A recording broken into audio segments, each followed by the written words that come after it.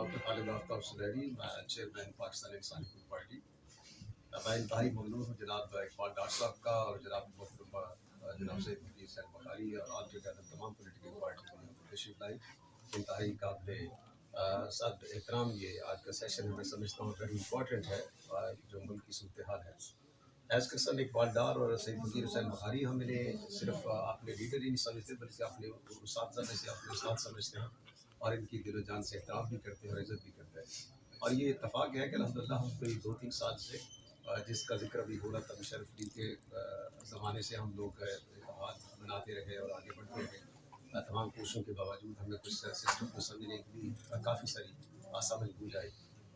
लेकिन ये जो सिस्टम 4 साल गुजरे हैं इंतहाई एक सियासी और पॉलिटिकल एक वर्कर होने की हैसियत से इंतहाई तकलीफ में गुजरे कि मुल्क एक ऐसे दुराहे से गुजरा कि जिसका हम यकीन भी नहीं कर सकते थे। यकीनी तौर पे मेरे जैसा कारकुन हम नवाब रसूलुल्लाह खान के हाथों से आगे बढ़े, मलिक मोहम्मद कासिम के हाथों से आगे बढ़े, जिन्हें जो मरहूम के ज़माने से इकबाल डार साहब के हमरा हम लोग काम करते रहे।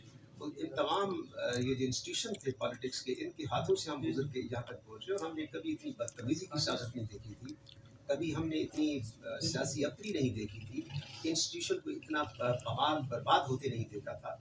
और जिस तरीके से इमरान हुकूमत ने मुल्क की सियासत, समाजियत, माशरत को तबाह बर्बाद किया और एक ऐसे ज़ाविया पे लेके उसको बर्बाद किया कि जिसकी मिसाल आज तक तारीख के अंदर नहीं मिलती। और हम समझते हैं कि इमरान रजीम ने, इमरान हुकूमत ने इस मुल्क के कौन से ऐसे अक़वाम मुत्तहिदा के चार्टर या आईन पाकिस्तान के चार्टर में इंसानी हकूक़ हैं जो ज़ाया न किए हो।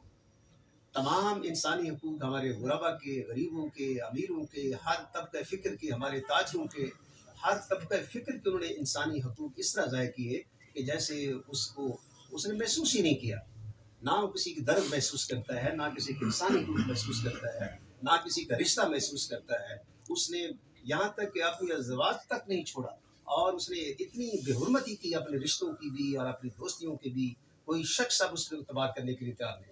अब उसकी तमाम कहानियाँ और अदात जो सामने आ रही है वो पूरी कौम देख रही है। ऐसे लोगों का साथ ऐसा ही होता है जिनकी तरबियत ना हुई। आप लोग कहते हैं 25 साल से लगा हुआ था, मेरे मुताबिक माज़रत के साथ हम भी 90 से एक्टिव हैं आप लोगों के साथ। क्या तरबियत हुई उसकी? कौन सी तरबियत थी जिसने उसको काम किया? कौन सी ऐसी तरबियत थी जो उसको सियासी बेरारवी के ऊपर ले गई? कौन सी ऐसी सियासी तरबियत थी कि उसको फाशिज़्म तक ले गई? तो वो फाशिस्ट तक लोग उसको कहते हैं और जमहूरियत पसंदी तो दूर की बात है। तो मैं ये समझता हूँ कि इमरान ने बहुत बड़ी ज़्यादती की इस मुल्क के साथ। उसने इस मुल्क के अदारों को आपस में लड़ा दिया है। वो अदारे जो कि पाकिस्तान की सलामती का ज़ामिन है, उनका बेड़ा गर्क कर दिया है और उनको बराह रास्त मुखातब करके, गाली गलौज करके वो मुल्क के अंदर एक ऐसी कल्चर परवान चढ़ाने की कोशिश कर रहा हो, मगर अब ऐसा नहीं होने दिया जाए। अगर वो ये समझता है कि जनरल बाजवा समेत दीगर जर्नैलों को और दीगर इंस्टीट्यूशंस को वो प्रोपेगेंडा का शिकार करके इस मुल्क की अदम इस्तेहकाम देगा तो इसकी भूल है। वो बच्चों की तरह सियासत कर रहा है। 25 साल उसने ज़ाया किए, उसने सियासत अभी भी उसने सीखी। अभी भी उसकी 70 साल में भी उसकी हरकतें वही हैं जो लड़कपन की थी। कौन उस पर एतबार कर सकता है? तो मैं ये समझता हूँ कि आज का जो इजलास है, आज पार्टीज़ कॉन्फ्रेंस, नो डाउट कि आज मुक्सर हम लोग हैं, मगर एक बड़े पैमाने के ऊपर आज पार्टीज़ कॉन्फ्रेंस, कुल जमाती कॉन्फ्रेंस बनाने की ज़रूरत है, जिसमें जो मुल्क को अभी दरपेश मसाइल है, जिसमें सबसे बड़ा मसला जो है वो सियासी अदम इस्तेहकाम है। सियासी अदम इस्तेहकाम को अपनी डगर पे लाने के लिए और इसको एक बाहिम आगे चलाने के लिए ज़रूरी है कि उन तमाम सियासी कोना मश्क शख्सियात का जो है वो सहारा लिया जाए। और मैं ये समझता हूँ कि पाकिस्तान के अंदर जिस इस्टेब्लिशमेंट की बात की जाती है, जिस इस्टेब्लिशमेंट को बुनियाद बना के इस मुल्क की हम सियासत की बुनियाद रखते हैं, माशरत की बुनियाद रखते हैं, बहुत से ऐसे चीज़ों की बुनियाद रखते हैं और उसे हम इस्टेब्लिशमेंट बोलते हैं। मेरे मुताबिक ये है कि इस्टेब्लिशमेंट की इंस्टीट्यूशन है। इस्टेब्लिशमेंट को एज ए इंस्टीट्यूशन अपना किरदार अदा करना चाहिए। उनको कैसा किरदार अदा करना चाहिए कि वो मुल्क के अंदर एक नई सियासत को और नई लीडरशिप को मुतारफ़ कराएँ। एक ऐसी क्यों नहीं है लीडरशिप मुल्क के अंदर? अल्हम्दुलिल्लाह सैयद फकीर हसन बखारी साहब जैसे पुरमश्क लोग और इकबाल डार साहब जैसे लोग और कामरान और दीगर हमारे जो दोस्त बैठे हुए सिंध से आए हुए, इन जैसे लोग जो कि मुतहर्रिक हैं, जिनके अंदर जज्बा है, जिनके अंदर सियासी इस्तेहकाम है, जो कुछ करने की जुस्तजू लेकर यहाँ पे तशरीफ़ लाए हैं। इस्टेब्लिशमेंट की इंस्टीट्यूशन को चाहिए कि उन पे काम करें। ہم تو سمجھ رہے ہیں نا کہ ہم کام کریں، ہم کام کریں گے، کرنے کے لیے تیار ہیں اپنے اپنے جستجو کے مطابق، اپنی لمیٹیشن کے مطابق، اور انشاءاللہ پہلے سے بھی زیادہ کریں گے.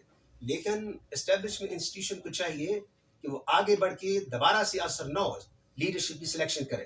اب وقت آ گیا ہے کہ ملک کے اندر اثر نو لیڈرشپ کے تقاضوں کو پورا کیا جائے. اور میں سمجھتا ہوں کہ اگر پوری دنیا جب کہتی ہے کہ اسٹیبلشمنٹ یہ کام کر رہی ہے تو اسٹیبلشمنٹ کو ایک انسٹیٹیوشن کی طرح کام کرنا چاہیے. اور ملک کے اندر، پورے ملک کے اندر بہترین سیاسی قیادت موجود ہے، ان کو آگے لانے کے لیے اپنا کردار ادا کرنا چاہیے، تاکہ ہم ان کے پیچھے بھاگیں. ان کو خود تلاش کرنا چاہیے کہ کون سے ایسے لوگ ہیں جو مقصد ہے کہ کام کے ہو سکتے ہیں، جو جذبے کے ہو سکتے ہیں، جو اس ملک کو ترقی کو آگے لے کے جا سکتے ہیں. اس کے اندر اکنامسٹ ہے ہمارے پاس ہر طرح کے ایکسپرٹس موجود ہیں. آنا چاہیے اور ملک کی قیادت کو اثر نو ترتیب دینا چاہیے.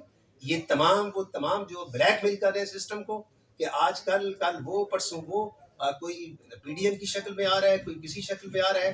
خدا کے لیے مان لیا کہ ان کے پاس پیسے ہیں، مگر ایسا ہرگز نہیں ہے. ایسا ہرگز نہیں ہے کہ ضروری ہے کہ انہی کے ماتھے پہ یہ جھومر سج جائے پوری عمر کے لیے کہ جناب یہی قیادت کے اہل لوگ ہیں.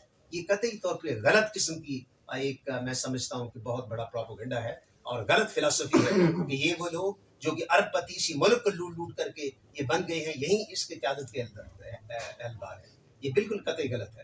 لہٰذا میری گزارش ہے کہ انسٹیٹیوشنز کو اپنا کردار ادا کرنا چاہیے. ان قریب انشاءاللہ ہم پاکستان کی سطح پہ اسلام آباد کے اندر میری طرف سے، پاکستان انسانی حقوق پارٹی کی طرف سے